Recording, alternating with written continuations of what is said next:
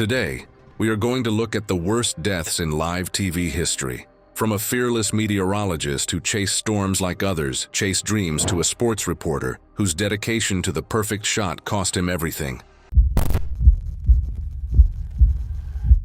It was July 23, 2016, when 29-year-old meteorologist Paige Donovan made a decision that would cost her everything.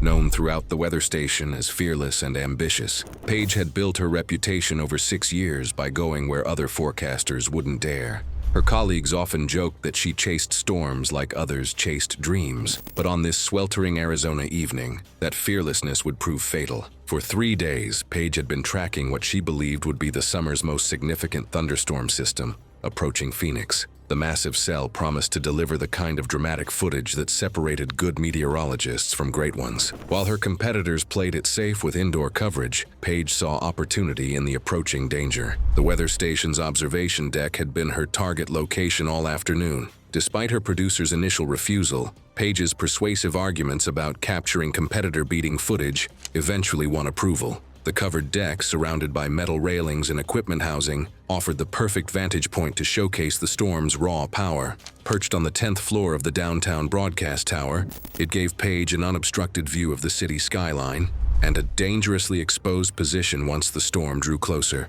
What nobody realized was that the building's grounding system, installed decades earlier, no longer met modern safety standards. As evening approached, Paige positioned herself on the deck with her camera operator. The storm system, initially 8 miles away, began moving faster than meteorological models had predicted. Lightning flickered in the distance like nature's own strobe lights, each flash bringing the danger closer to the downtown station. Then everything changed in an instant. A lightning bolt struck the building's antenna array with devastating force. The inadequate grounding system failed catastrophically. Instead of safely directing the electricity into the ground, the current found alternative pathways through the metal infrastructure surrounding Paige's position. Although the building's surge protection system had been installed years earlier, its corroded grounding cables couldn't safely channel the lightning's residual current, allowing electricity to arc unpredictably through the structure. The electrical surge traveled through the metal railings and equipment housing, creating a deadly electrical field across the observation deck. Paige, standing near the metal railing while gesturing toward the approaching storm, became an unwitting conductor in nature's most violent electrical display. The moment her hands contacted the electrified railing, a residual current estimated at around 7,000 volts coursed through her body, energy redirected through the metal structure rather than from the lightning's full charge. The electricity entered through her hands and exited through her feet, following the path of least resistance through her vital organs. Her heart couldn't withstand the surge and stopped beating immediately. The electrical shock caused instant cardiac arrest and respiratory paralysis, effects typical in lightning electrocution. Paige collapsed unconsciously within seconds, severe electrical burns marking the entry and exit points where the current had traveled. The same electrical surge that killed her also damaged the camera equipment, cutting the live broadcast feed and leaving viewers staring at static screens. The surge also overwhelmed the studio's surge protectors, frying the transmission relays that linked the broadcast tower to the studio feed. Emergency responders reached the weather station within minutes. They found Paige in full cardiac arrest, her body bearing the telltale signs of electrical trauma. Despite immediate CPR and advanced life support measures, her heart had sustained irreversible electrical damage.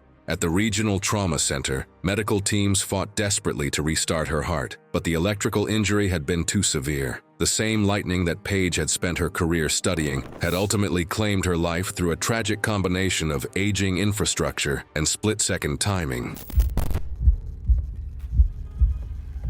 It was March 15, 2017, when 34-year-old field reporter Tristan Cole arrived at what would become his final assignment. With 11 years of experience covering local news and construction stories, Tristan had built a reputation as a thorough journalist who wasn't afraid to get close to the action. His colleagues respected his dedication to capturing the human side of every story, but on this windy morning, that commitment would prove fatal. The assignment seemed routine enough, covering the topping-out ceremony of a new residential building downtown. The 12-story apartment complex represented a significant addition to the neighborhood, and Tristan had specifically requested the story because of his experience in construction reporting. Before setting up, Tristan signed in at the site office, collected a visitor's badge, and was given a brief safety orientation, a routine step on any active construction site. He was required to wear a hard hat and reflective vest, though his camera operator noted Tristan tended to inch closer than most reporters would for a better shot. The construction site buzzed with activity as crews prepared for the ceremonial placement of the final beam. Tristan positioned himself strategically to get the best angles,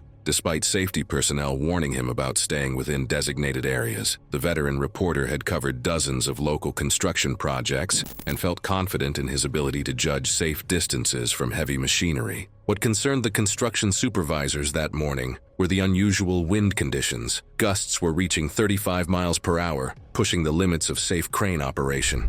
However, with media present and schedules to maintain, the decision was made to proceed with the ceremony as planned.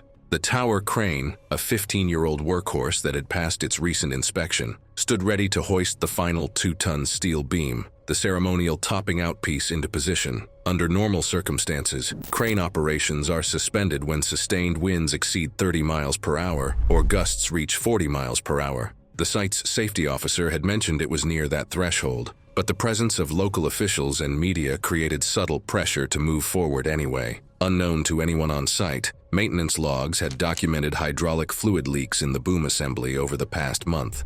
Temporary repairs had been made, but full hydraulic replacements were deferred until project completion. The subcontracted maintenance team had documented the issue, but flagged it as non-critical, meaning repairs could wait as long as hydraulic pressure remained stable. With tight deadlines and penalty clauses looming, management chose to monitor the leak rather than halt operations. The combination of aging equipment, compromised hydraulics, and extreme weather conditions was creating a perfect storm of mechanical failure. Tristan began his live broadcast, interviewing the project foreman about construction milestones. The camera crew set up roughly 60 feet from the crane's base, outside the marked exclusion zone. But during live coverage, Tristan instinctively stepped forward to frame the crane better behind him, crossing into the restricted area by only a few meters. His enthusiasm was evident as he described the local development rising behind him, unaware that he was standing within the crane's potential fall radius. The ceremony commenced with the crane operator beginning the delicate process of lifting the steel beam. As the load rose toward the building's summit, a sudden wind gust of 42 miles per hour struck the extended boom. The additional lateral force, combined with the heavy load, created stresses that the compromised hydraulic system simply couldn't handle. The sudden gust introduced a side load the crane's jib wasn't designed to resist. The slewing ring, which allows the boom to rotate, seized under the strain. A moment later, the entire upper section sheared off its turntable connection, sending the boom and cab hurtling downward. Tristan heard the loud metallic grinding and looked up to see the steel structure plummeting directly toward his position. Despite his quick reflexes and attempt to run, the laws of physics were unforgiving. The boom struck him within 1.5 seconds, crushing him instantly against the concrete ground. The grinding sound lasted less than a heartbeat, just enough for Tristan to glance upward. Witnesses later recalled him starting to move before the steel blurred into his frame. At that height, the falling section hit the ground in under 2 seconds. The impact was so severe that death was instantaneous. The crushing trauma to his head, chest, and spine left no possibility of survival. Construction workers who witnessed the accident stood in shocked silence, unable to comprehend how quickly the routine ceremony had turned into tragedy. The live feed froze mid-sentence, leaving viewers staring at an empty frame before the broadcast abruptly cut to black.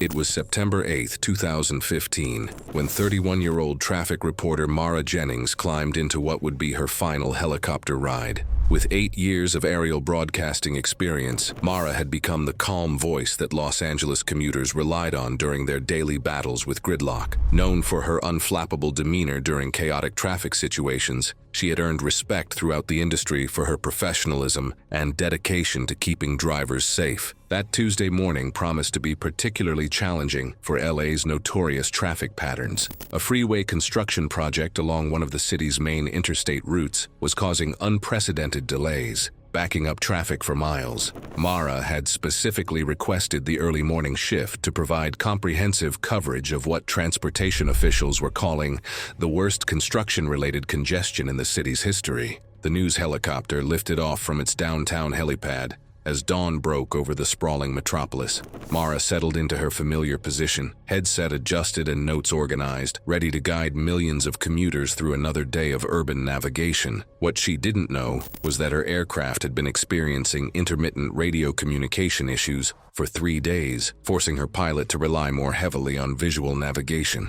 As the helicopter climbed to its standard reporting altitude of 1,000 feet above the congested freeway corridor, air traffic control was noting an unusually busy morning in the skies. 5 news helicopters and 2 police aircraft were operating in the same general airspace, all drawn to cover the massive traffic disruption. The convergence of so many aircraft was creating a complex aerial dance that required precise coordination. The danger began building when a competing station's helicopter approached from the east, also seeking the best vantage point to cover the same massive traffic incident. Both aircraft were operating at similar altitudes, drawn to the most dramatic visual representation of the morning's transportation crisis. The pilots were experienced professionals, but the combination of heavy air traffic and compromised radio communications was creating a potentially deadly situation. As Mara continued her live broadcast, describing alternate routes and estimated delay times, her pilot initiated a banking turn to maintain safe separation from the approaching aircraft.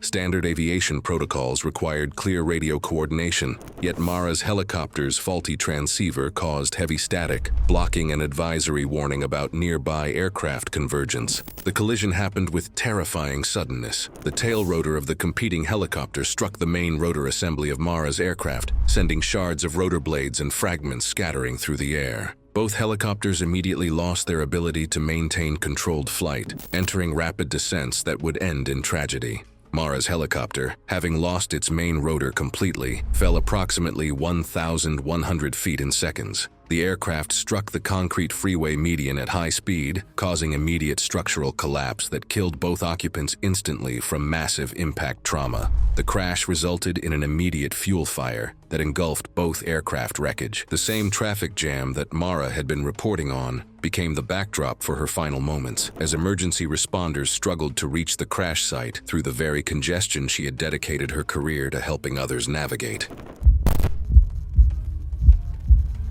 It was October 14, 2017, when 28-year-old sports reporter Damon Ellis arrived at what would become his final assignment. With 5 years of experience covering college athletics, Damon had built a reputation as an energetic journalist who brought genuine enthusiasm to every game he covered. His colleagues knew him as someone who always went the extra mile to capture the perfect shot. But on this homecoming Saturday in Texas, that dedication would prove fatal. The assignment was covering the homecoming game between 2 fierce rival universities. The atmosphere was electric, with alumni returning to campus and students preparing for what promised to be one of the most exciting games of the season. Damon had specifically requested this assignment because of his expertise in college sports and his ability to capture the raw emotion that made these rivalries compelling. Arriving 3 hours before kickoff, Damon was determined to create comprehensive coverage that would showcase the entire homecoming experience. He had convinced his producer to let him broadcast from a temporary platform erected in the stadium's upper deck, arguing that the elevated position would provide spectacular crowd shots and give viewers a unique perspective. The stadium was a 40-year-old concrete structure that had hosted countless games over the decades. While maintenance crews had noted some structural concerns with the upper deck during routine inspections,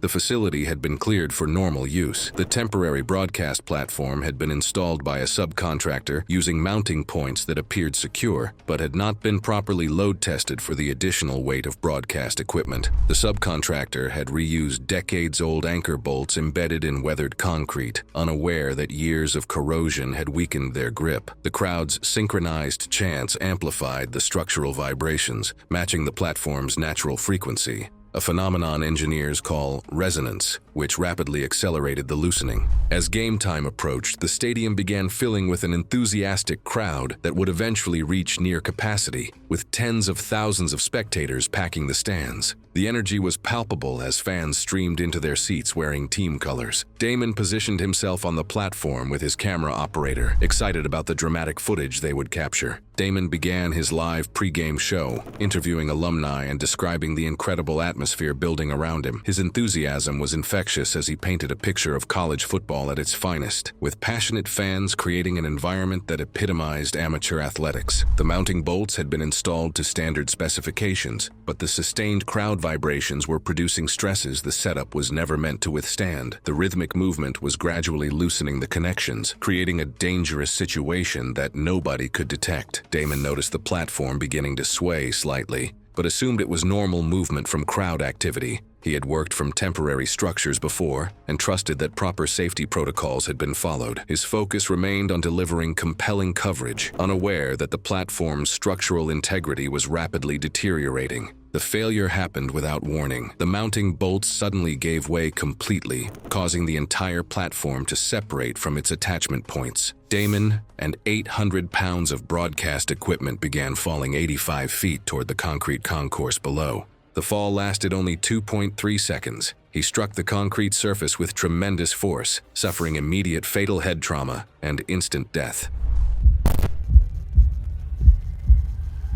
It was December 12, 2017, when 26-year-old field reporter Caroline Mercer made the choice that would define her final broadcast. With 4 years of experience covering natural disasters throughout Southern California, Caroline had built a reputation as a dedicated journalist who never backed down from dangerous assignments. Her colleagues admired her unwavering commitment to telling important stories. But on this windy December afternoon in Southern California's foothills, that fearless dedication would prove fatal. The assignment was covering mandatory evacuations in a mountain community threatened by a rapidly spreading wildfire that had already consumed 12,000 acres of drought-stricken terrain. The fire was being driven by powerful Santa Ana winds that were pushing the flames toward residential areas with unprecedented speed and intensity.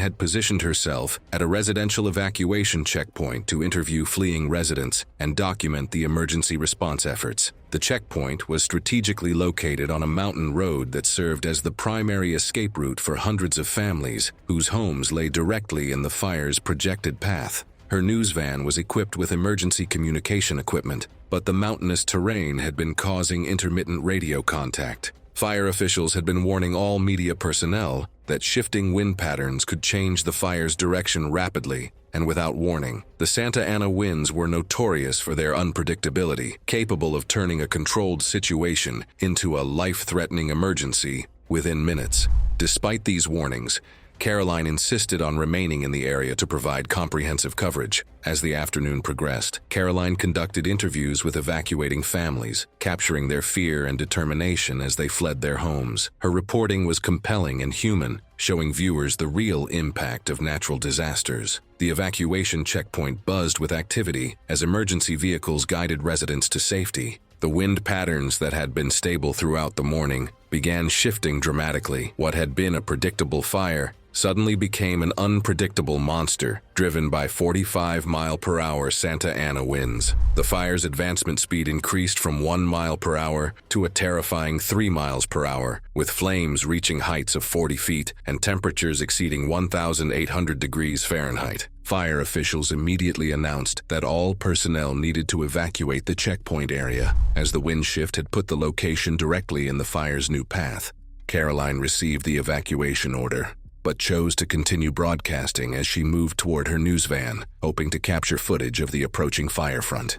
The superheated air ahead of the flames created an environment that was lethal even before the fire itself arrived. Temperatures soared above survivable levels, while toxic smoke filled the air, making breathing impossible. Caroline suffered severe smoke inhalation as the oxygen was consumed by the approaching inferno, followed by third-degree burns over 85% of her body as the fire engulfed her position. The intense fire conditions prevented emergency responders from reaching her location for 47 minutes. When firefighters finally found her, Caroline had succumbed to smoke inhalation and thermal injuries.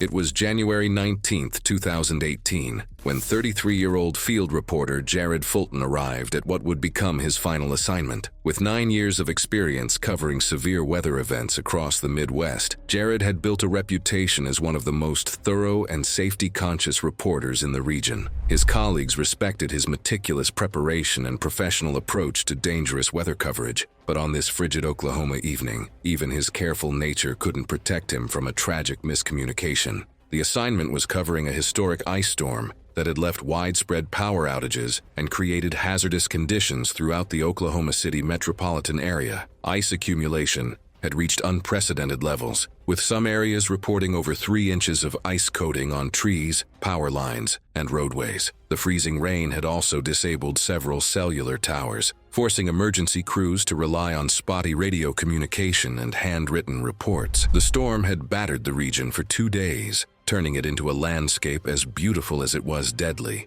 Jared had positioned himself in a residential neighborhood to document the ice accumulation and interview residents who were coping with extended power outages in sub-freezing temperatures. The location seemed ideal. It offered dramatic visuals of ice-laden trees and allowed him to showcase the storm's impact on ordinary families. What he didn't know was that utility records for the area were incomplete due to storm-related communication failures between repair crews. Utility crews had been working around the clock to restore power, battling ice accumulation, and the continuous threat of falling tree branches weighted down with ice. Power lines that crews believed had been de-energized were sometimes still carrying dangerous electrical current due to incomplete documentation during the chaotic restoration efforts.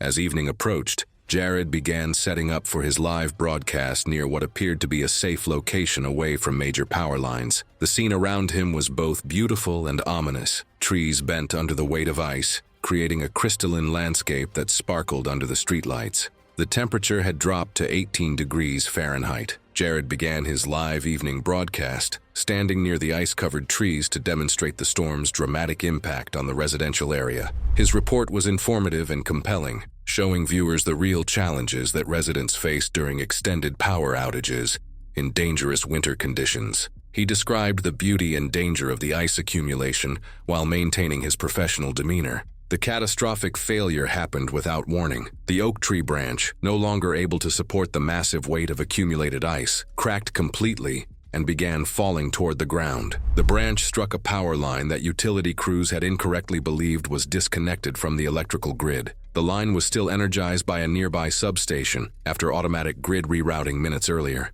The impact caused the power line to snap and fall directly onto Jared, who was standing 8 feet away and had no time to react. The 13,200-volt electrical current caused immediate cardiac arrest as it entered his body through his shoulder and exited through his leg. Witnesses saw a brilliant blue-white arc flash as the wire contacted his shoulder, momentarily illuminating the ice-covered scene. The electrical shock killed him instantly. Emergency responders arrived within 12 minutes, but found that death had been instantaneous. The live broadcast captured the entire incident before the camera operator shut down the equipment. Jared was pronounced dead at the scene from electrical cardiac arrest. It was April 12, 2016, in Cleveland, Ohio. The noon broadcast at a small local station began like any other weekday. The studio lights bright, the air conditioned, and the newsroom running on its usual tense rhythm. No one imagined that a routine food segment would end in a tragedy that unfolded in seconds. Melissa Harding, 39, had worked at the station for 6 years as a midday anchor. She had built her career on projecting authority, but inside the newsroom she was known more for her sharp tone and constant demands than for teamwork. She frequently berated interns and producers over minor issues, often treating her position as a platform for control rather than collaboration. Colleagues recalled her habit of eating during breaks, sometimes even mid-broadcast, and how she scolded staff if snacks were missing from her desk. Her polished on-air presence contrasted with her impatience off-camera, a contradiction that sometimes pushed her into careless behavior. The environment of a live broadcast demands discipline. Anchors must transition seamlessly between stories, follow precise timing, and maintain clear diction under pressure. Any distraction, whether equipment failure, misplaced notes, or food consumption, can disrupt the rhythm of a program. Producers routinely reminded Harding of the risks of eating while cued, particularly during lighter segments. Like many anchors, she assumed her routines were safe. And in a setting where dozens of decisions happened every minute, one overlooked caution could shift events dramatically. That day's lineup featured a short segment promoting a local deli. Harding was irritated about the rushed preparation and snapped at an assistant who brought out a sample plate she deemed poorly presented. Off camera, she ate several bites while waiting for her cue, ignoring reminders to hold off until the live demonstration. Control room staff noted her impatience, but the broadcast proceeded as scheduled. As cameras rolled, she transitioned from a local story into casual banter, having just swallowed a bite when her airway suddenly caught. On live television, the accident began without warning. Mid-sentence, her voice broke into a strained wheeze. Her eyes widened, and she froze, one hand moving to her throat. Viewers saw her knock over a coffee mug as she staggered sideways, panic evident. Her co-anchor reached across the desk, slapping her on the back, but the obstruction remained. Within less than a minute, her legs buckled and she collapsed, toppling her chair with a crash. The control room erupted in chaos.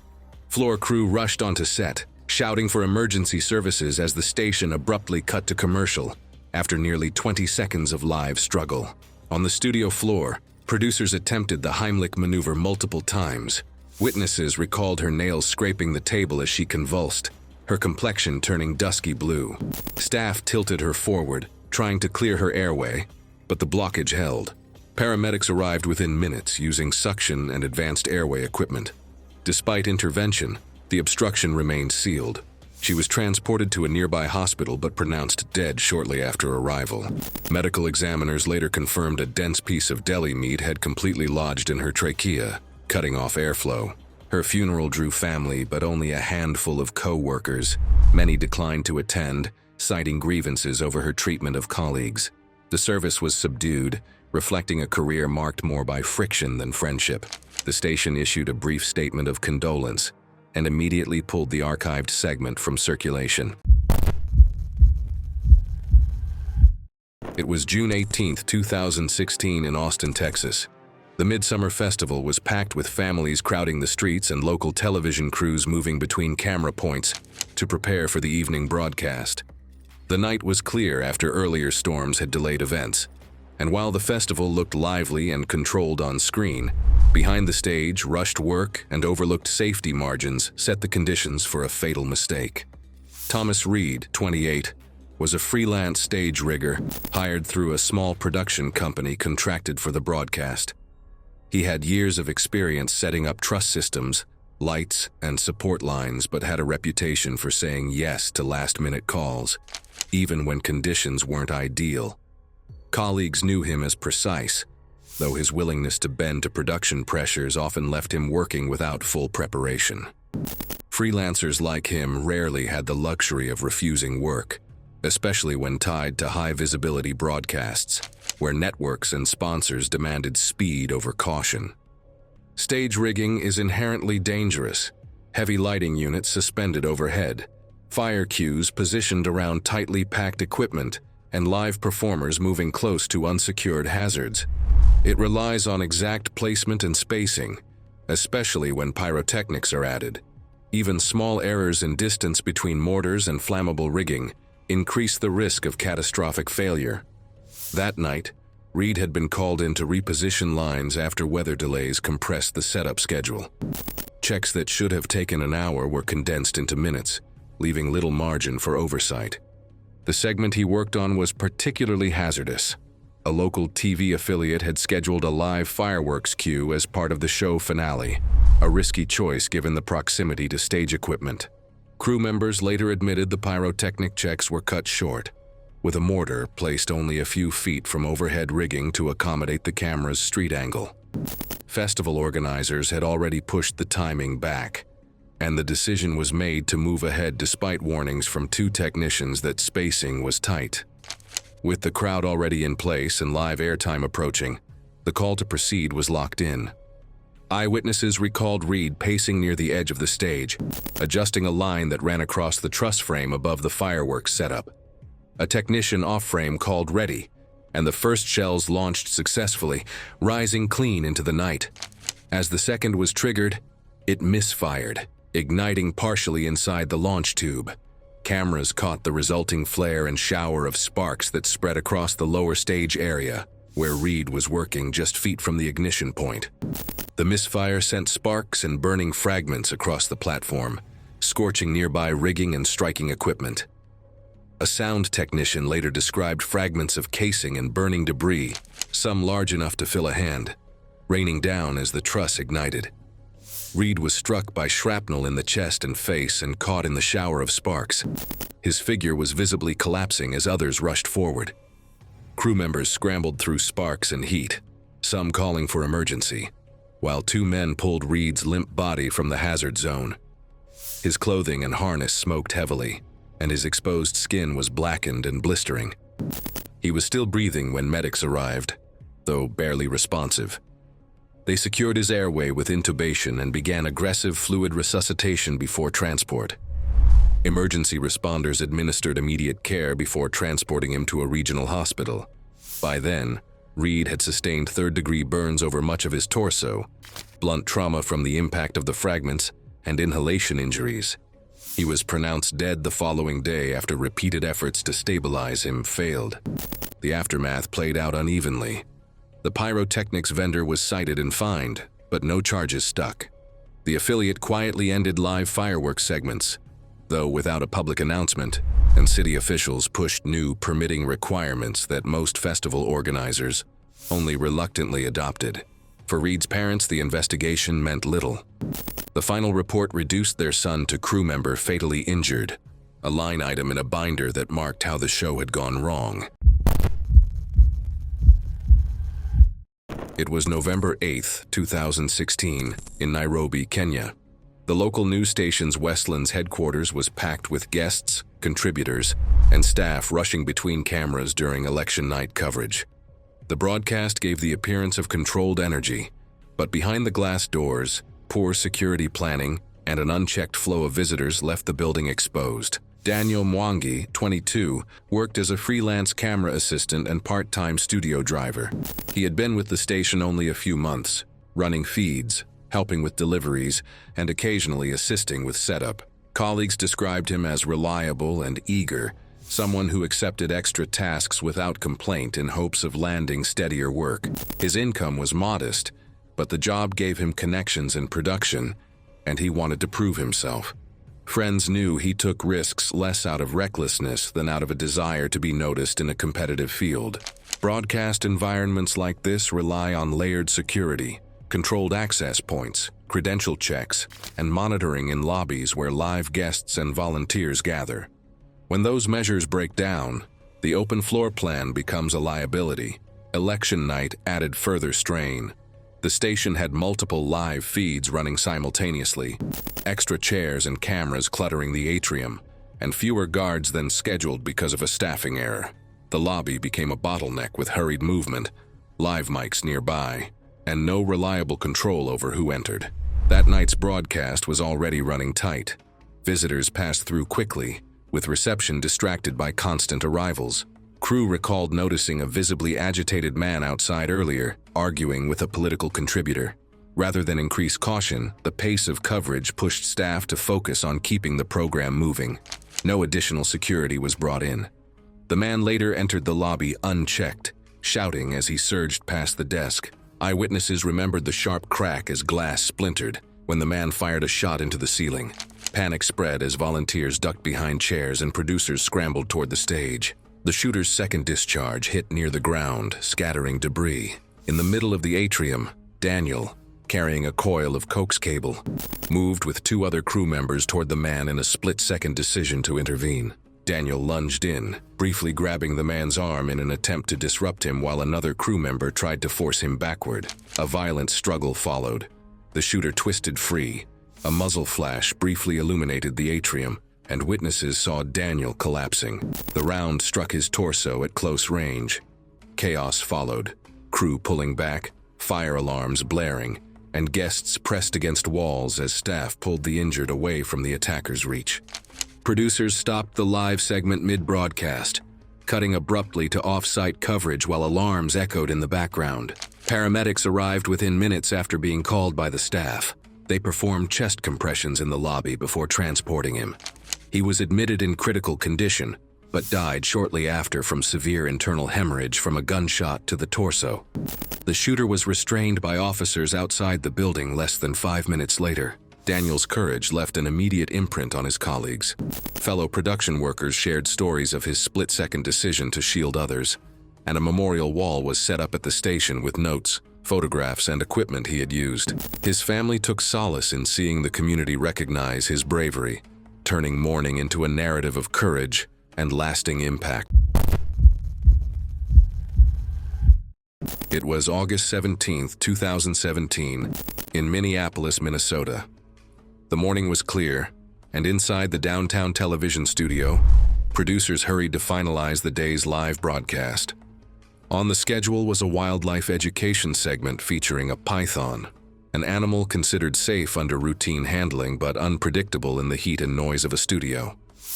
Daniel Park, 31, was a volunteer animal technician from a small regional wildlife center. He had spent years working with reptiles in controlled habitats, feeding, cleaning, and assisting with veterinary checks. Only recently had he begun stepping into public demonstrations, encouraged by the center's outreach staff. By temperament, he was mild and methodical, someone who trusted routine over improvisation. His motivation was straightforward, raising awareness to secure more donors for the struggling facility. He was not reckless, but he often bent to requests from hosts and producers to make the animals seem more engaging. Non-venomous pythons, though not dangerous under proper management, are powerful constrictors. Stress factors like heat, lights, and sudden noise increase the chance of defensive tightening.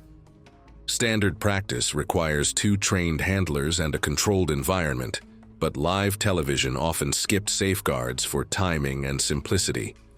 That morning, Daniel arrived with a secure crate containing a 6-foot python. The animal was healthy but known to grow restless under overstimulation. The segment was squeezed into a tight window. Producers pushed Daniel to have the snake out quickly and even suggested draping it around an anchor. Hesitant but cooperative, he complied, hoping to preserve the center's relationship with the station. The studio was hotter than expected, with lamps and microphones raising the temperature. Several staffers later recalled how rushed it felt. Daniel knelt to guide the python out, speaking calmly but moving faster than usual. The snake coiled onto his arm at first, but its movements grew sharper. Instead of pausing to settle it, Daniel stepped toward the cameras, following the producer's cue. Control room staff noticed his posture stiffen as the snake wrapped higher across his chest. The first sign of trouble was subtle. His arm tensed as he tried to adjust his grip. Within seconds, the python locked in, wrapping firmly around his torso. On air, the host's expression shifted from a forced smile to alarm as Daniel leaned back, pulling at the coils. Witnesses saw his breath shorten. Assistants rushed in, trying to pry the snake loose, but it tightened further with the commotion. One staffer dialed 911. Cameras briefly captured the struggle before control cut to an emergency slate. Daniel remained upright but visibly strained, his face reddening. Moments later, his knees buckled as the snake compressed his chest. A medic on standby for another segment attempted to intervene, and staff used scissors to partially free him, but Daniel had already collapsed from cardiac arrhythmia caused by oxygen deprivation. Paramedics transported him to a nearby hospital, but he was pronounced dead shortly after arrival. The snake was returned unharmed to the wildlife center, placed back into a controlled habitat. The station suspended live animal features, cutting the segment from archives and halting future broadcasts pending review. At the Wildlife Center, the tragedy prompted an overhaul of outreach. Live demonstrations were limited to pre-recorded segments, with a veterinarian or senior technician mandated for handling. It was September 9, 2018, in San Diego, California. The morning sky was clear but carried unpredictable winds at higher altitude. Crowds gathered along the waterfront for a televised promotional air event. Few realized that timing adjustments and hurried decisions would soon turn a spectacle into disaster. Mark Levin, 39, was a freelance aerial camera operator with more than a decade of broadcast experience. He had built his reputation on reliability, moving between regional affiliates and local sponsors. Known for saying yes to last-minute calls, Mark often accepted assignments with little preparation. Though not reckless, he tended to prioritize getting the shot over double-checking safety margins. The airshow contract had come through at the 11th hour, and he agreed without hesitation, motivated by steady pay and the chance to expand his portfolio. Shooting an airshow required specialized placement. Mark was stationed on a scaffolding lift just outside the crowd line, positioned for a clear angle on formations. He carried a stabilized long lens and headset for live direction. The setup gave him unobstructed sight lines, but minimal protection compared to an enclosed tower. Under normal conditions, the risk of debris was remote but not absent, especially with tight formation flying. His headset linked him to the director's booth, ensuring he tracked formations across the skyline. That day's complication came from shifting winds. Pilots were briefed on shear at certain altitudes, complicating precision timing. Instead of delaying, teams agreed to minor adjustments. One pair, under pressure to stay on schedule for broadcast, committed to flying closer than usual. Safety officers flagged the move as unnecessary, but the show proceeded. Mark, focused on the broadcast line, remained in position despite the narrower margin. As the routine began, ground cameras followed smoke trails curving upward. Mark's feed showed cross maneuvers threading against blue sky, and producers cued his angle for the broadcast. Witnesses later said the formations looked rushed, spacing tighter than typical. Tension built as the teams moved into a weaving pattern, their aircraft converging in split-second timing. At the peak of the maneuver, two planes clipped wings. Viewers watching live saw the sudden spray of fragments and one aircraft spiraling down. The crowd gasped as metal and flame streaked across the sky. From the scaffolding, Mark had the direct line of sight. His camera tracked the uncontrolled tumble until wreckage began breaking apart. A broken strut and fuselage panel separated in mid-air, dropping toward the spectator zone. Falling from several hundred feet, the section slammed into Mark's platform with enough force to buckle its frame. Witnesses described a metallic thunderclap as the impact shook the scaffolding violently, throwing him over the guardrail. Crew nearby shouted for help as he fell, striking the ground hard. On the live feed, the screen cut between the anchor's shocked expression and emergency vehicles rushing onto the field. Medics arrived within moments, but Mark had sustained fatal trauma.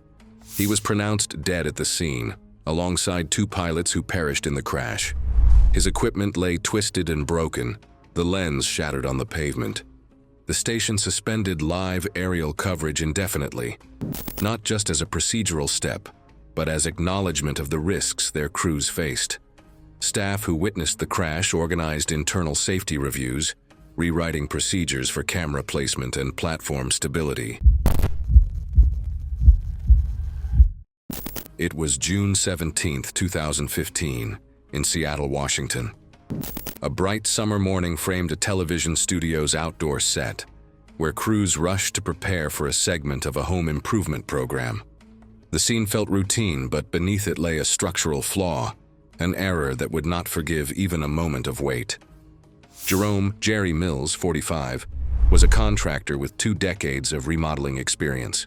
He ran a small business serving mostly residential clients and had built a reputation as a no-nonsense worker who finished jobs quickly.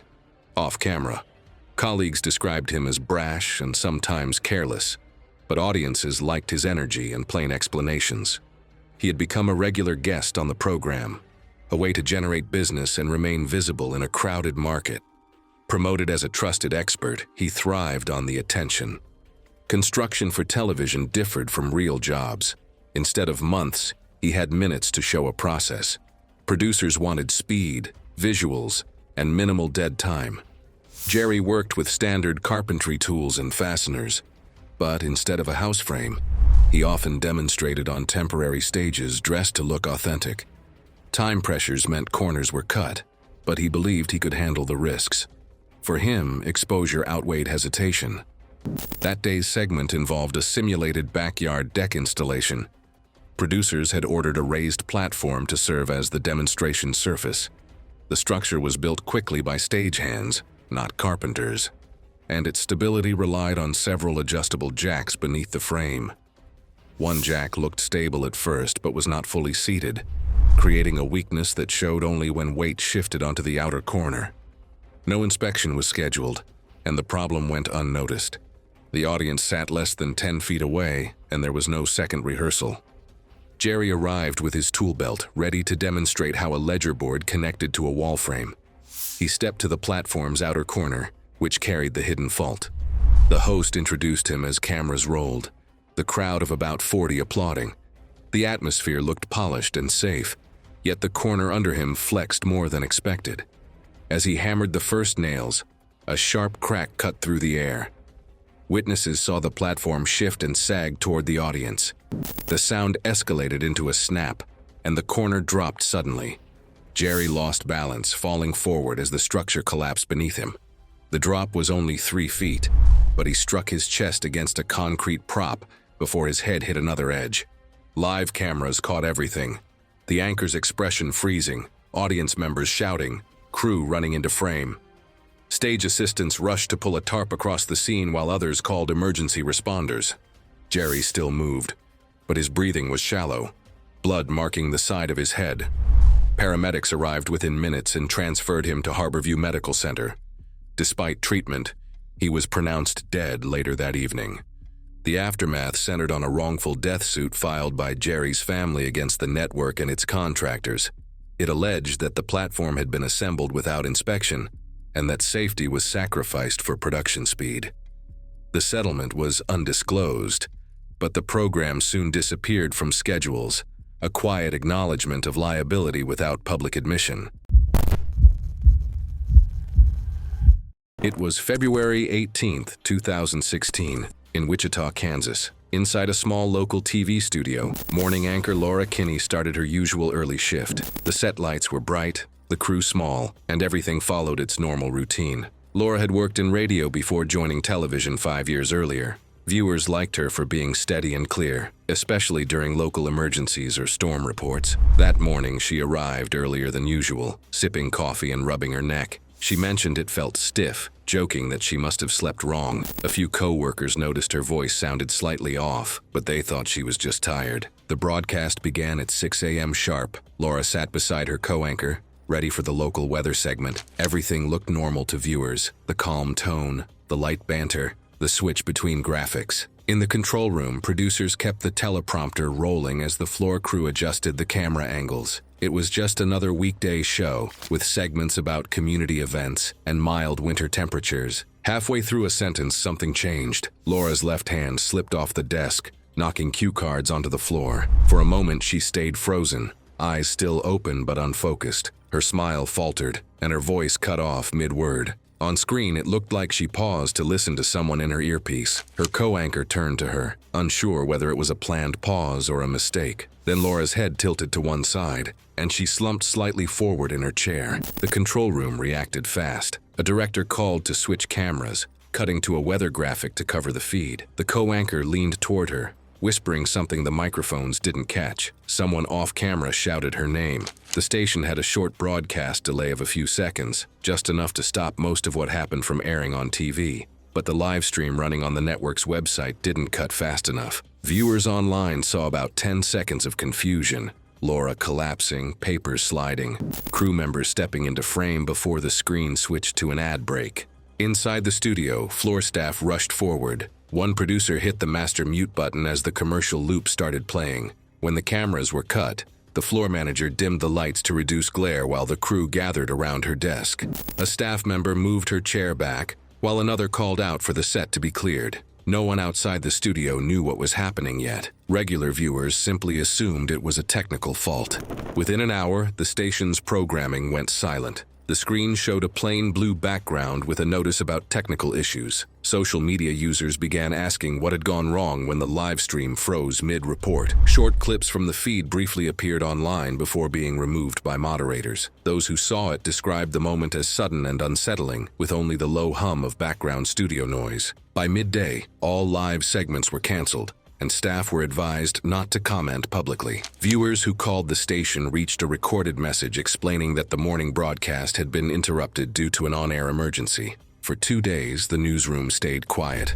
Regular programming resumed the following Monday with a different anchor at the desk and a brief note thanking viewers for their understanding. The studio lights came back on, the music cues played, and the set looked exactly the same. For the staff who had been there that morning, the room stayed unusually quiet for the rest of the week. It was September 14th, 2018, in Legazpi City, Albay. A typhoon had made landfall before noon, bringing winds strong enough to shake street signs and bend power lines. Rain came in sheets, hitting the pavement sideways. Local news crews had been deployed across the region to report live updates. Among the crews sent out that morning was 34-year-old Miguel de la Peña, a relatively new field correspondent assigned to cover weather updates outside the main city. He had joined the network less than 2 years earlier, after working behind the scenes as a production assistant. Storm coverage wasn't new to him, but this was one of the few times he was leading a live field report. Producers described him as steady on camera and willing to take difficult assignments, even in poor weather. That morning, he and his cameraman set up near a closed pier along the coast. The sky was a flat gray, visibility down to less than a few hundred feet. Seawater sprayed over the concrete barriers as waves struck the shore. Miguel wore a blue rain jacket, hood tightened, microphone wrapped in plastic. Behind him, a few residents stood under awnings, watching from a safe distance. He spoke steadily, updating wind speed readings and evacuation numbers, while the cameraman kept the lens steady despite the gusts. Their early segments aired without issue. Each one lasted less than a minute before switching back to the studio anchor. Between takes, Miguel and the cameraman took cover behind a parked van to shield their equipment from the wind. They checked their earpieces for sound clarity, and Miguel ended each report with a short reminder for viewers to remain indoors. By late morning, the wind picked up again. The next segment was meant to show how conditions had worsened along the pier. Miguel stood several feet in front of the camera, the storm roaring behind him. Pieces of trash, small branches, and plastic containers blew across the ground. He began describing the intensity of the wind when something shifted in the background. A warehouse roof panel near the shore started to lift. The sheet of corrugated metal, about 10 feet long, came loose from its bolts and turned end over end in the air. On the live feed, viewers saw Miguel glance upward mid-sentence. His words stopped, replaced by the howl of wind against the microphone. The camera tilted slightly as the cameraman reacted, trying to follow his movement.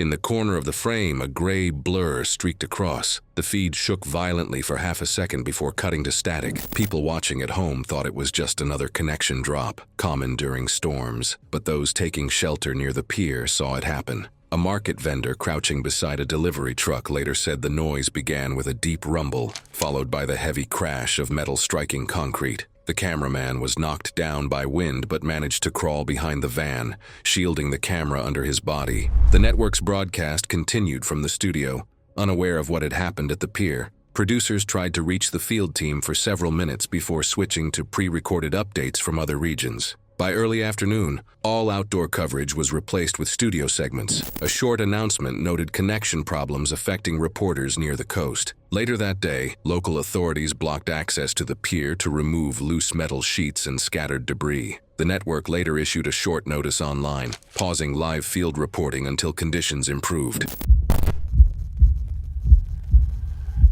It was October 3rd, 2015, in Manchester, England. A local charity event brought together small-time performers, singers, and illusionists for a weekend recording inside a modest studio. One of the acts scheduled that afternoon was Ryan Mallory, 29, a street magician who had started appearing on minor regional programs. He was known for small escape demonstrations at fairs and public gatherings. The segment he planned to film was called Escape from the Tank, a timed underwater act meant to close the second half of the show. The tank stood at the center of the stage, made of clear acrylic panels and about 6 feet tall. Metal brackets held it in place under bright studio lights. The plan was simple. Ryan would be handcuffed, submerged, and then escape within 60 seconds while the studio audience watched the timer on a digital clock. Although the show was promoted as a live special, most of the performances were pre-recorded earlier in the day and edited for smoother transitions. For safety, rehearsals had used lightweight training locks and a quick-release chain.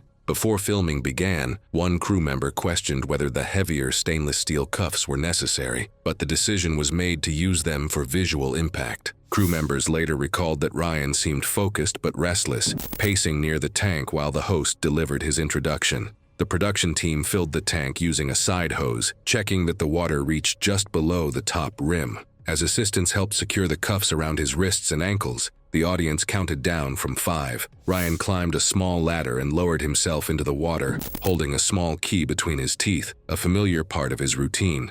The lid was locked in place, and the clock started. At first, everything looked normal. The crowd could see his arms moving under the surface, the cuffs glinting under the lights. He twisted, shifting his shoulders, as he had done in past performances. Around the 30-second mark, his movements grew slower. The key slipped from his mouth and sank to the bottom of the tank. For a few seconds, no one reacted. It looked like a planned twist. Some audience members even laughed softly, expecting a quick recovery. Behind the curtain, 2 stagehands noticed the change in the water. Bubbles were rising in short, uneven bursts. One of them signaled to the stage manager that something was off. At 40 seconds, Ryan's motions became jerky, and he pressed one hand against the glass. The stage manager shouted for crew members assigned to handle safety to step in.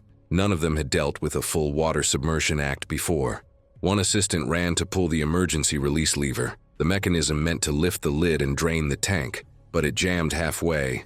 The camera feed captured the confusion. Crew members stepped into view as others tried to pry open the top with metal bars. Audience members began to stand, unsure if it was still part of the act. The sound in the room shifted from clapping to a mix of shouts and scraping metal. When the lid finally gave way, water spilled across the stage floor. Ryan was pulled out by 2 assistants and laid on a flat surface beside the tank. For several seconds, the stage stayed quiet, except for someone calling for an ambulance. One assistant started basic CPR while others cleared space around the tank. During editing, producers cut the escape sequence and inserted a short placeholder card marked "Technical Delay." The program then continued with the next recorded act, leaving the studio audience and viewers unaware of what had taken place. Producers later chose to leave the segment out of the final program. The edited version of the charity special aired without any mention of the escape act. A few months afterward, a short rehearsal clip recorded during equipment testing surfaced in a small online forum for local performers. It showed Ryan practicing with the lighter cuffs and surfacing normally. It became the only version of the stunt seen outside the studio. It was November 9th, 2015, in Lyon, France. A regional civic hall had been converted into a small debate venue for a community television segment that would be recorded and broadcast later in the week. About 50 residents sat in folding chairs facing a low platform where 5 speakers discussed local housing policy. Cameras stood on tripods near the back, their red lights steady as the discussion began. The event was routine, part of a series of taped town hall discussions the city used for public outreach. One of the panelists was 61-year-old Jean-Marc Delcourt, a long-serving city council member known for his careful attention to budgets. The taping had started just after lunch, and the panel had already gone through several topics. The room was warm from the lights, and several speakers dabbed their faces with tissues between questions. Jean-Marc spoke clearly, gesturing often, pausing occasionally to check his notes. Technicians in the back monitored the sound levels while the host tried to keep the discussion within its time limits. About 20 minutes into the recording, tension increased as the speakers began to argue over rent control measures. Jean-Marc leaned forward to answer a pointed question from another guest. Mid-sentence, his voice caught. He straightened slightly, one hand braced on the table. For a few seconds, no one reacted. The other guests kept talking over him. Then his pen dropped to the floor. He pushed his chair back and tried to stand, but his movement faltered. The moderator stopped speaking and turned toward him, asking if he was all right.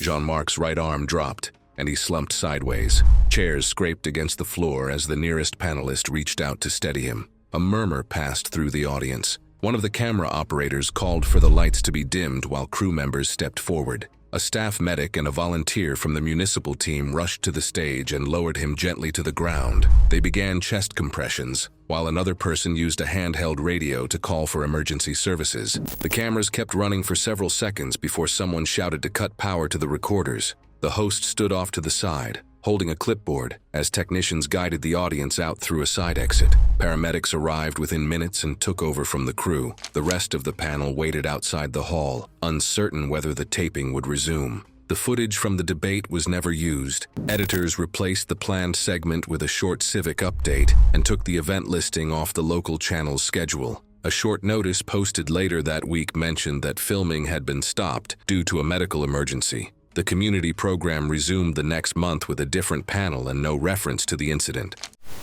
It was December 14, 2013, in São Paulo, Brazil.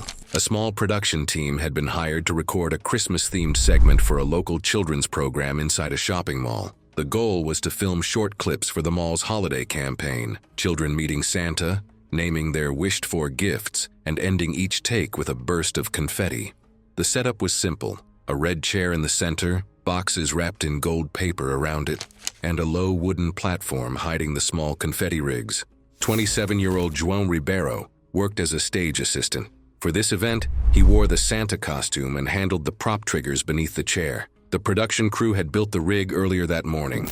It used small air pressure canisters to release paper confetti upward in short bursts. One technician had adjusted a canister after moisture caused a minor clog, but hadn't repeated the full pressure test because the next group of children was already waiting. By mid-afternoon, the filming had run smoothly through several rounds. Parents stood near the ropes taking photos while production staff guided children one by one to the chair. João pressed the release button after each take, letting the confetti fall while assistants swept up between groups. The final segment of the day was meant to feature a larger burst timed to music from a speaker behind the backdrop. As the next group approached, João reset the mechanism and signaled that he was ready. The director counted down.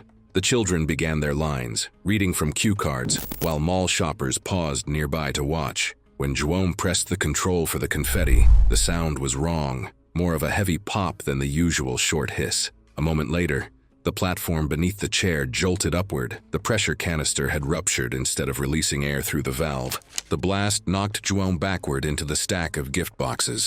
The lights flickered as smoke and fragments of shredded paper filled the air. Children closest to the set were pulled aside by parents, and staff shouted for everyone to move back. One technician hit the power switch for the stage lights, while another grabbed a fire extinguisher, unsure of what had failed. The mall's security team arrived within minutes and closed off the area with temporary barriers. Filming stopped immediately. Emergency responders later confirmed that João sustained fatal injuries from the blast and was pronounced dead at the scene. The remaining equipment was disconnected and covered with tarps while authorities inspected the rig. No further announcements were made inside the mall. Shoppers only saw workers removing parts of the stage. That evening, the holiday display was replaced with a plain backdrop and a sign informing visitors that maintenance work was in progress on the seasonal installation.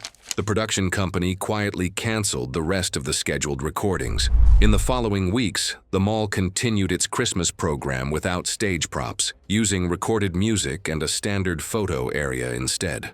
No footage from the earlier sessions was released, and the segment was never mentioned again in the show's schedule. It was December 22, 2013, in Yokohama, Japan. The plaza outside a large shopping mall had been turned into a parade route for the annual winter celebration.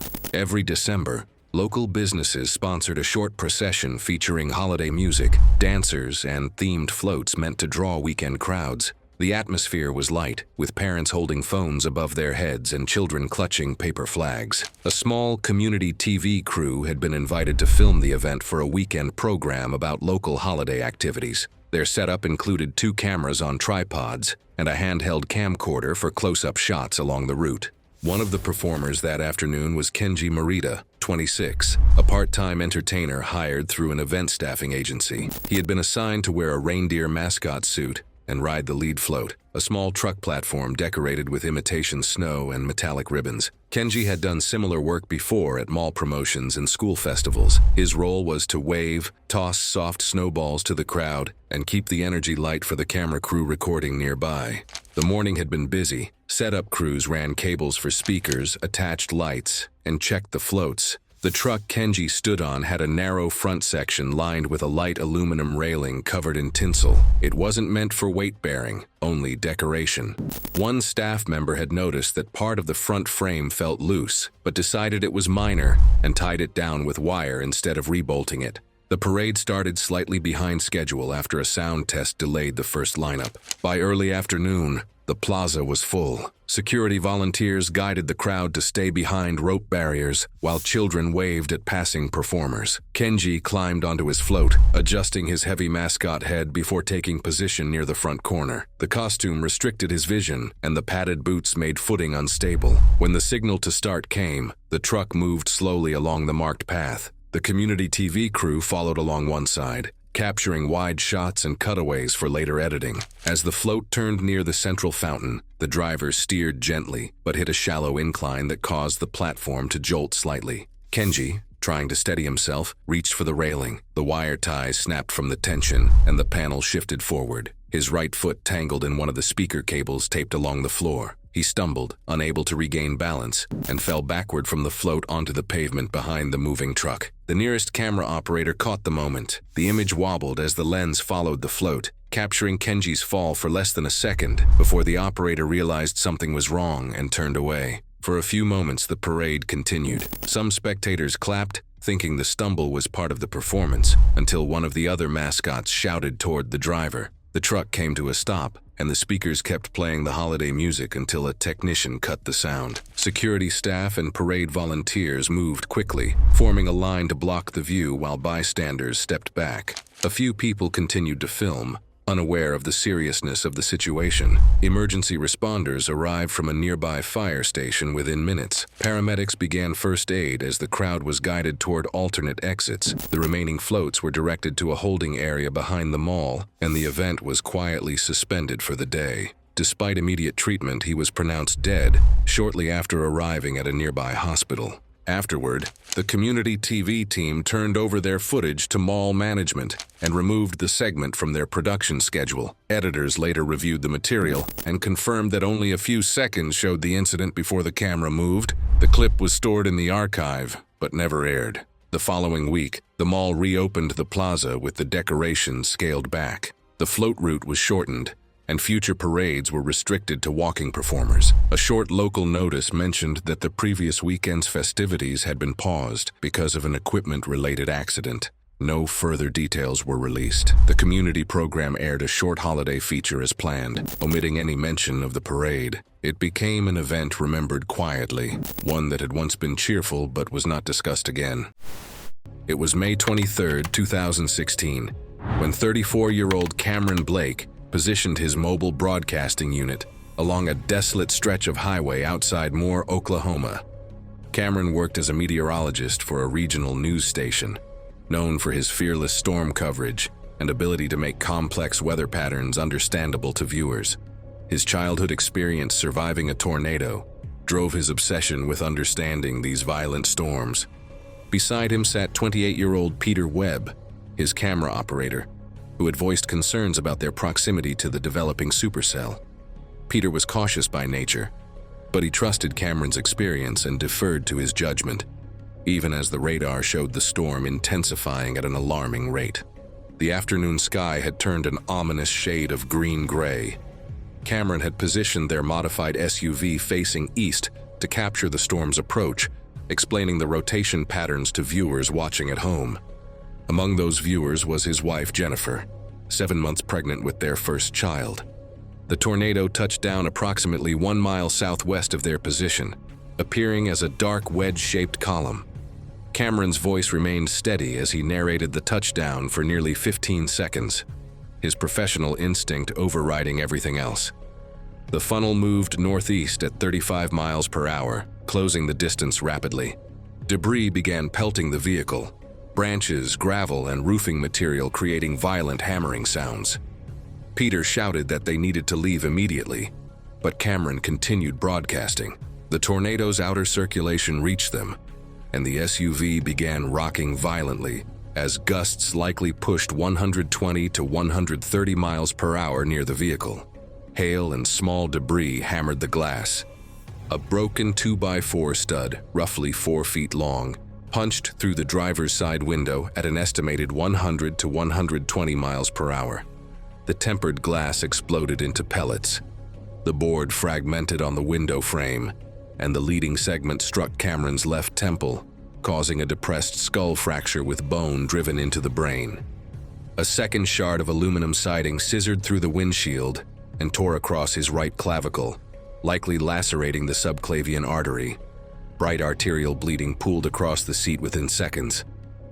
Peter managed to accelerate away from the tornado's path, screaming Cameron's name. The mounted camera, streaked with blood and debris, continued recording, its distorted footage catching only fragments of what happened inside the vehicle. Cameron's breathing became irregular and gasping, indicating severe brain trauma and imminent death. Peter drove for approximately 2 minutes before pulling over, pressing his jacket against Cameron's shoulder wound. But the damage was catastrophic. Blood had soaked through Cameron's clothing and pooled on the floor. His face had turned pale gray, his lips blue. The irregular gasping breaths came further apart, then stopped entirely. Peter felt for a pulse but found nothing. The live feed continued transmitting until the station finally cut to the studio. The tornado had deposited debris across the main highway, blocking emergency routes. Responders reached the location nearly 20 minutes later and pronounced Cameron dead at the scene from massive head trauma and blood loss. The station faced immediate backlash for not cutting the feed sooner. Peter resigned 3 weeks later. 11 weeks after his death, Jennifer delivered their daughter, Sophia, at full term and filed a wrongful death lawsuit against the station. It was November 8, 2017, when 41-year-old Lydia Grant arrived at a local television studio in Toronto for what should have been a routine cooking segment. Lydia was a culinary instructor who had been teaching French cuisine for years and making occasional appearances on a small regional lifestyle program that aired weekday mornings to a modest local audience. She had never experienced a serious incident on set before. She was known for her warm personality and expertise in classic techniques requiring open flame preparation. That morning, she wore a flowing silk blend blouse in burgundy paired with her chef's apron and her signature pearl necklace, a gift from her late mother. The segment focused on preparing crêpes Suzette, a classic French dessert requiring tableside flambé with Grand Marnier liqueur. Producers had debated cutting the flambé portion due to safety concerns, but Lydia insisted it was her signature. The live segment began with Lydia preparing orange butter sauce in a copper pan. She added approximately 4 ounces of Grand Marnier to the hot pan and tilted it toward the gas flame to ignite the alcohol vapors. The alcohol ignited as expected, thin blue flames flickering across the sauce. Lydia reached for a serving plate while holding the flaming pan, turning slightly away from the camera.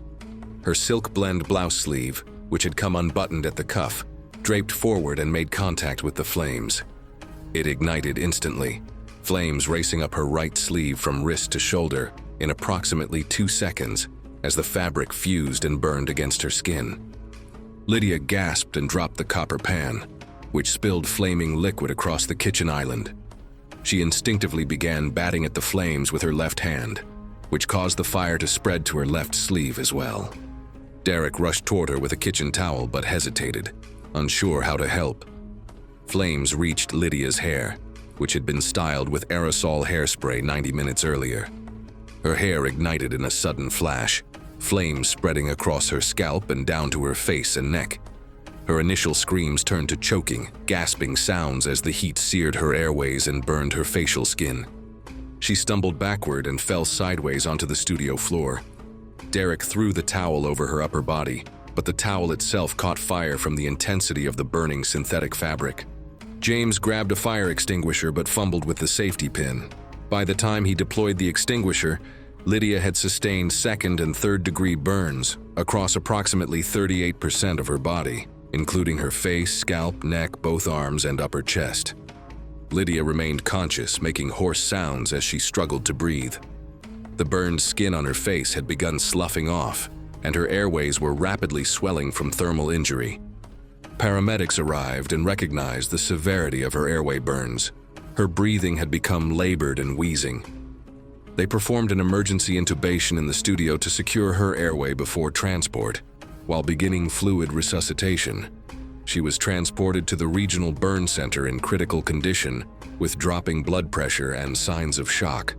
Lydia Grant died that afternoon from complications of severe burn injuries, including respiratory failure and cardiac arrest. The network immediately suspended all cooking segments involving open flame. Derek required psychological counseling and took a 3-month leave. Though the station never released the footage, a short off-screen recording briefly circulated in local culinary circles online before being removed. It was September 22, 2019, when 47-year-old Dominic Hayes arrived at the Riverside Tower construction site in Portland, Oregon, to conduct a safety inspection for the city's building department.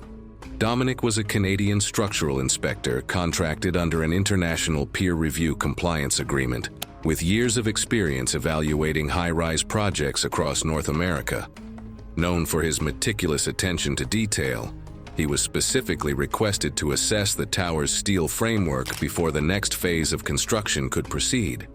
The Riverside Tower was a 40-story mixed-use building that had reached the 28th floor when concerns arose about welding quality in the steel beam connections. Dominic had reviewed contractor reports showing some irregularities, but had been told by the construction foreman that all critical joints had been re-inspected and certified safe for his walkthrough. His colleague Sarah had questioned the timing of the inspection, but Dominic trusted the contractor's assurances. The inspection team included project manager Lisa Rodriguez, safety coordinator Jake Morrison, and a building department photographer. The assessment required Dominic to examine beam connections on the 28th floor while documenting any visible defects in the steel framework.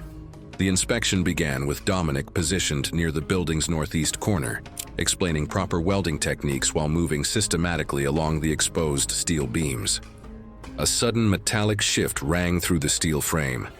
Not a clean ping, but the deep scraping sound of a connection slipping under load. At the time, the inspection team assumed it was just thermal movement in the beams, a common sound on unfinished floors, and no one recognized it as the onset of structural failure. Investigators later determined that the noise originated from a critical load-bearing joint, where substandard welding had left a hidden flaw. Once the connection slipped, the compromised weld fractured instantly under stress. Within moments, the failure spread to adjacent connections, causing a localized collapse limited to the northeast corner between the 28th and 26th floors. The drop halted when the load was redistributed across lateral bracing and intact crossbeams, preventing full progressive collapse of the tower. The floor began sagging toward the center.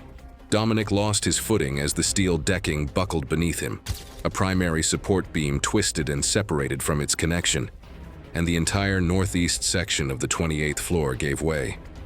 The floor section dropped in a pancaking motion with Dominic falling through the failing structure. He dropped approximately 15 feet through twisted steel and debris before his body struck a horizontal I-beam at roughly 20 miles per hour. The impact broke his right arm, several ribs, and caused internal bleeding, but he remained alert and tried to grab onto the beam as the collapse continued. The partial floor failure extended downward through 2 additional levels before stabilizing, sending debris and structural members cascading through the open framework. As his body fell through the dust and twisted steel, the site's documentation drone, hovering in a fixed survey position, only caught a brief, obscured glimpse of movement before losing visual in the debris cloud. Dominic's body struck a concrete foundation wall at ground level at an estimated 45 miles per hour. His descent had been partially slowed by secondary impacts and structural interference during the collapse, preventing a full free-fall acceleration. The impact dislocated his shoulder and fractured his collarbone, while his torso compressed against the wall, causing severe internal injuries, including a punctured lung and damaged spleen. He sustained catastrophic internal injuries and was likely killed on impact. The collapsed floor section crashed down seconds afterward, burying much of the area in twisted steel and concrete debris. The drone, still hovering in its fixed survey position, passively recorded the aftermath. In the wide-angle feed, Dominic's body could be seen partially visible among the wreckage. Emergency responders needed over an hour to safely navigate the unstable debris field. Dominic Hayes was pronounced dead at the scene, along with 3 construction workers. It was November 23, 2017, when 29-year-old Phoebe Larson arrived at the staging area for Philadelphia's annual Thanksgiving parade. Phoebe worked full-time as an event coordinator, but volunteered her expertise to the parade committee each year as a passion project. Known for her infectious enthusiasm and organizational skills, she had participated in the parade for 6 consecutive years and had been promoted to lead handler for one of the parade's largest character balloons. The balloon was a 52-foot-tall cartoon character, requiring a team of 24 handlers using guide ropes to control its movement. Weather conditions that morning included sustained winds of 22 miles per hour, with gusts up to 34 miles per hour, approaching the parade's safety threshold. Parade officials had debated canceling the balloon portion, but decided to proceed with enhanced safety protocols. Phoebe had attended an early morning safety briefing, where handlers were instructed to immediately release ropes if wind conditions became dangerous. Her position was as lead handler on the front left guide rope, responsible for coordinating the team's movements. Her parents, visiting from Minnesota, were watching from the bleachers approximately 1 mile into the parade route. As Phoebe's balloon team approached the intersection of Market Street and 16th Street, wind speed suddenly increased. The balloon, which had been floating at a stable 15-foot altitude, suddenly lifted to nearly 30 feet as a gust caught its broad surface area. Phoebe immediately radioed parade control to report the dangerous conditions. A second, stronger gust estimated at 43 miles per hour struck the balloon from the west, causing it to tilt dramatically eastward and rise another 20 feet. The sudden upward force lifted 3 handlers on the eastern side completely off their feet. Phoebe shouted to her team to hold steady while the balloon continued rising. The balloon reached approximately 65 feet in altitude, and the guide ropes were at maximum tension. The front left rope that Phoebe was gripping suddenly snapped at a connection point near the balloon. The severed rope, still under extreme tension, recoiled violently downward and backward, the frayed end traveling at approximately 70 miles per hour. The rope struck Phoebe across her face and neck, the impact fracturing her jaw, shattering her left cheekbone, and crushing her larynx. She was thrown backward approximately 6 feet by the force of the impact, landing on her back on the asphalt parade route, with her head striking the ground. The impact with the ground caused a basilar skull fracture and immediate loss of consciousness. Blood began flowing from her nose, mouth, and left ear, classic signs of severe head trauma, while her body exhibited rigid posturing with arms and legs extended. Parade officials immediately halted the procession, and emergency medical personnel rushed to Phoebe's location. She was found unresponsive with irregular breathing and a weak pulse. Her pupils were unequal, the left dilated and non-reactive, the right constricted, indicating severe brain injury and increased intracranial pressure. Paramedics established an airway and began ventilation while preparing for immediate transport to the nearest trauma center. Her parents, who had witnessed the accident from the bleachers, were restrained by security as they attempted to reach her. Phoebe was transported to the trauma center, where emergency scans revealed massive intracranial hemorrhaging and severe brain swelling. Phoebe Larson was pronounced dead that afternoon after neurological testing confirmed complete cessation of brain activity. The parade was immediately canceled, and all balloon portions of future parades were suspended. Investigation revealed that the rope had been in service for 7 years, 2 years beyond its recommended replacement schedule. Her parents filed a wrongful death lawsuit against the parade organizers. The incident prompted multiple cities to revise their parade balloon safety guidelines, updating wind limits and equipment replacement schedules. It was February 16, 2015, when 38-year-old Grant Nichols arrived at the demolition site in Dallas, Texas, for what should have been the culmination of 6 weeks of meticulous planning. Grant was a demolition engineer and explosives expert who had overseen 67 successful building demolitions during his 14-year career. He specialized in urban demolitions requiring precise explosive placement to ensure structures collapsed inward without damaging surrounding buildings. Known for his methodical approach, Grant had earned a reputation as one of the most reliable demolition specialists in the Southwest. The project involved demolishing an 11-story office building that had been vacant for 3 years. Grant had spent 6 weeks planning the demolition, placing 847 individual explosive charges at strategic points throughout the building's support structure. The demolition was scheduled for Sunday morning to minimize traffic and ensure maximum safety. A 500-meter safety perimeter had been established, with police blocking roads and evacuating nearby buildings. Local news stations had been invited to broadcast the demolition live. Grant's observation position was in a reinforced command trailer located 550 meters south of the building. His wife, Rebecca, and their 8-year-old son, Tyle, were watching the broadcast from home. Grant performed his final safety check and initiated the firing sequence. The first series of explosions detonated on the building's ground floor as planned. The building's south side began collapsing inward as dust clouds billowed outward. An anomaly occurred. The building's north side failed to collapse as programmed, remaining partially standing while the south side fell. This created an unbalanced load that caused the remaining north structure to tilt southward rather than collapsing straight down. Grant immediately recognized the failure and shouted for everyone to move back.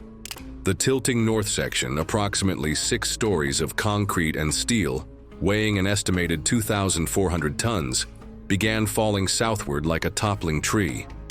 The structure fell outside the planned collapse zone, aimed directly toward the safety perimeter, where emergency vehicles were positioned.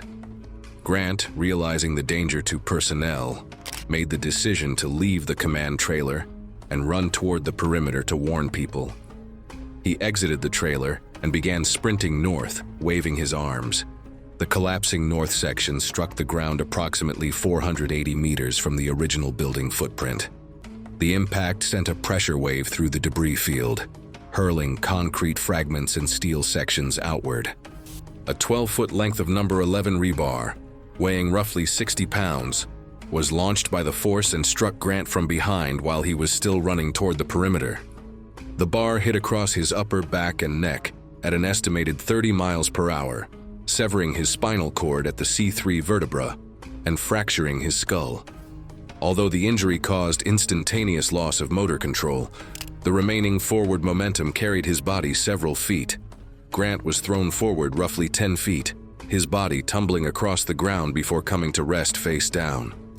Television cameras had inadvertently captured Grant's final moments. Emergency personnel reached Grant, finding him unresponsive with no pulse. His neck was visibly deformed, and blood was flowing from his nose and ears. Paramedics began CPR, despite the obvious severity of his injuries. Grant Nichols was pronounced dead at the scene from a traumatic spinal cord transection and severe head trauma. The inquiry uncovered that a trio of demolition charges malfunctioned because of defective electrical connections, resulting in an uneven structural failure. The contracting firm faced legal liability proceedings and contract termination, which ultimately led to its insolvency. The incident led to updated demolition protocols, including mandatory secondary detonation verification checks before final firing sequences. It was July 9, 2016, when 33-year-old Jetta Howard arrived at the base camp in Chamonix, French Alps, for what should have been a routine mountain rescue operation. Jetta was a Norwegian mountain rescue specialist and paramedic who had been working in alpine rescue operations for 9 years. Known for her technical climbing skills and calm demeanor during high-stress operations, she had successfully participated in over 200 mountain rescues. The rescue operation involved extracting an injured climber from a steep rock face at approximately 11,150 feet elevation on Mont Blanc. A documentary crew had been filming a series about mountain rescue operations and had been granted live relay access for a regional alpine emergency broadcast, with helicopter footage transmitted in real time to local television affiliates. The injured climber, a German tourist, had fallen approximately 30 feet and sustained a compound leg fracture requiring immediate helicopter extraction. Weather conditions were marginal for helicopter operations, with gusty winds averaging 25 miles per hour and occasional stronger gusts. Jetta had been selected as the rescue specialist to be lowered from the helicopter due to her experience with technical extractions. The helicopter pilot, was a French aviator with 22 years of alpine flying experience. The helicopter departed with Jette secured in a rescue harness connected to a 100-foot steel cable winch system. The helicopter reached the injured climber's position and began hovering approximately 80 feet above the rock face. Jette was lowered from the helicopter while carrying medical equipment and a rescue litter. She reached the injured climber and began assessing his injuries while communicating with the helicopter crew via radio. While Jette was securing the climber into the rescue litter, a sudden wind gust estimated at 40 miles per hour struck the helicopter from the west. The helicopter was pushed approximately 50 feet eastward, causing the cable to swing dramatically. A second, stronger gust struck the helicopter, causing it to drop approximately 30 feet suddenly. The sudden descent created slack in the cable, which then snapped taut again, creating a violent whipping motion. Jette was caught off balance and lost her grip on the rock face. The helicopter was struck by a third gust, an updraft that lifted the aircraft suddenly upward approximately 40 feet. The rapid ascent put extreme tension on the cable system, which was rated for 2,000 pounds but was now supporting dynamic loading. The cable attachment point on Jette's harness, a carabiner that had been in service for 4 years, failed under the stress. Investigators later determined that the violent swing had side-loaded the gate, twisting it out of alignment. The carabiner gate broke open under the load, and Jette separated from the cable, beginning an immediate free fall from approximately 95 feet above the rock face. Her body fell for approximately 2.1 seconds, rotating backward as she dropped. She struck a sloping rock face at approximately 52 miles per hour, impacting primarily on her back and left side. The initial impact fractured her spine at T7 and T8 vertebrae, shattered her left shoulder blade, and broke 4 ribs. Her body bounced off the sloping rock and continued falling, tumbling through the air for another 40 feet before striking a second, more vertical rock face. The second impact occurred head first, crushing her helmet and fracturing her skull in multiple places, with bone fragments driven into her brain tissue. She bounced again and fell another 60 feet, her body now limp, before striking a narrow ledge. The final impact broke both legs, her pelvis, and her right arm. She came to rest approximately 195 feet below her initial position. The entire fall was captured by both the helicopter-mounted camera and a fixed base camp relay feed. The footage was still transmitting live when the fall occurred, giving viewers only a few seconds of the incident before the broadcast was abruptly cut from the control room. The injured climber witnessed the fall directly from his position in the rescue litter. A second rescue team reached Jette's position, finding her unresponsive with massive trauma. Jette Howard was pronounced dead at the scene from multiple traumatic injuries incompatible with life. Investigation revealed the carabiner failure was due to metal fatigue from repeated loading cycles, leading to new equipment replacement protocols. The injured climber survived but required extensive psychological treatment. Thanks for watching. Want to watch more? Click on your screen now.